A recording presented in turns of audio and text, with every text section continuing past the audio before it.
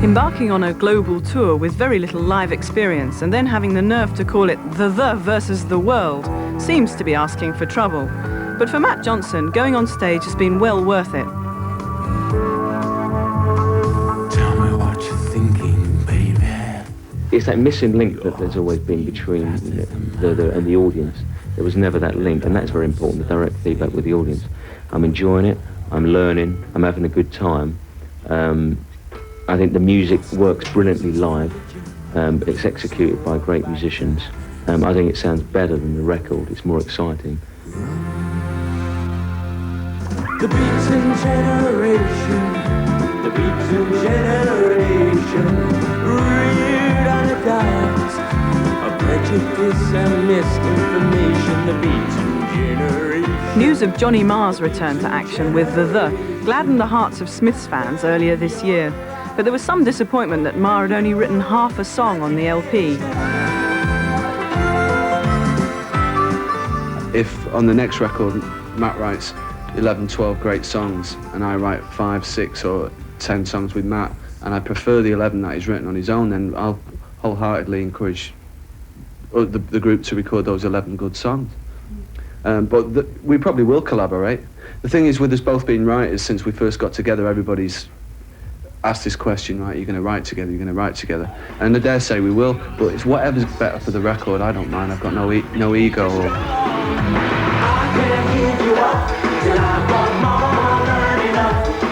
So let me with your love. Matt's preoccupation with global politics was very evident on 1986's Infected LP, but he was still accused of blowing his own trumpet a few months back when he spoke out on the Rushdie affair. I just said, I believe in God and I believe in human spiritual values, and I think I'm completely anti-violence. I think if religion is basically advocating murdering people and killing people, then there must be something wrong there. I think that goes against spiritual values.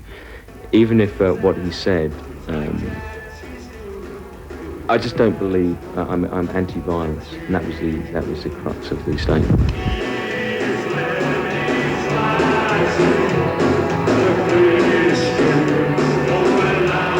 The new single, Armageddon Days, launches an attack on major world religions. Rapido asked Matt if he really believed he could exert any influence on global events. The way that I think, the way that when people say should politics and pop mix, etc., the way that I think that it does work, one singer-songwriter or one group cannot change anything. But if it's like a piece of fabric, it's made up of thousands of little threads. If enough singer-songwriters, if enough groups, journalists, filmmakers, writers all start going on about similar themes, then you create a climate for change.